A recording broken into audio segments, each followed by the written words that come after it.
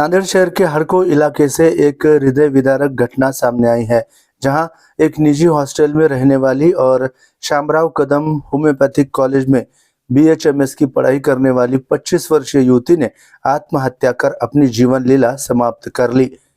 इस घटना ने पूरे शहर को झकझोर कर दिया है, विशेषकर इसलिए क्योंकि जांच में ये बात सामने आई है कि राष्ट्रवादी कांग्रेस पार्टी अजित पवार गुट के प्रदेश के पदाधिकारी जीवन घोगरे पाटिल द्वारा अपने ही घर में चलाया जा रहा हॉस्टल पूरी तरह से अवैध है। प्रशासन के पास इस हॉस्टल का कोई पंजीकरण नहीं और ना ही इसके पास मनपा या अग्निशमन विभाग का अनापत्ति प्रमाण पत्र यानी NOC पाया गया। बिना किसी सुरक्षा मानकों और कानूनी अनुमति के रिहायशी इलाके में चल रहे इस हॉस्टल ने अब छात्रों की सुरक्षा पर बड़े सवाल खड़े कर दिए हैं।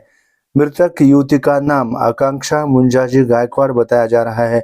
उसके परिजनों ने हॉस्टल प्रबंधन पर बेहद गंभीर आरोप लगाए हैं।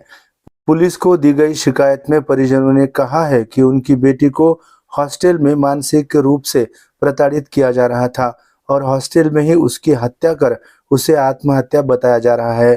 पुलिस ने शव को पोस्टमार्टम के लिए भेजा था, जिसकी रिपोर्ट में आकांक्षा ने आत्महत्या की है ये स्पष्ट हुआ है, लेकिन उसके परिजन ये मानने को तैयार नहीं है। दोबारा छत्रपति संभाजीनगर में पोस्टमार्टम करने की मांग परिजन कर रहे हैं। साथ ही जीवन घोगरे पर एट्रोसिटी का मामला दर्ज कर उन्हें गिरफ्तार करने की मांग आकांक्षा के पिता ने की है।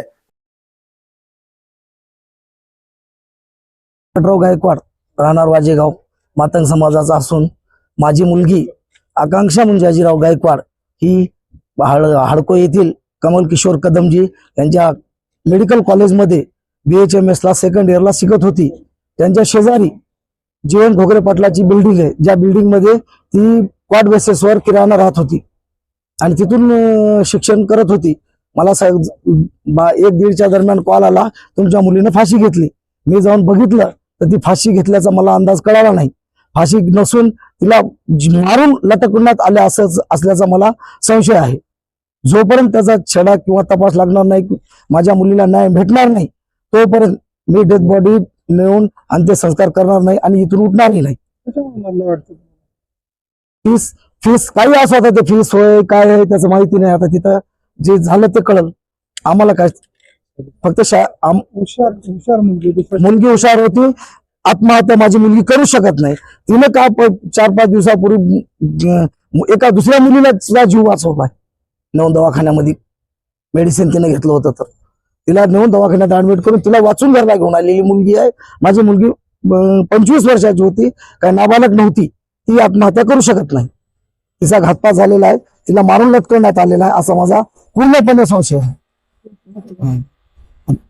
आता ते जे जीवनराव घोगरे यांची बिल्डिंग आहे, त्यांच्या बिल्डिंग मध्ये कोण आलं कोण गेलं काय गेलं आता आम्ही तर तिथे राहत नाही।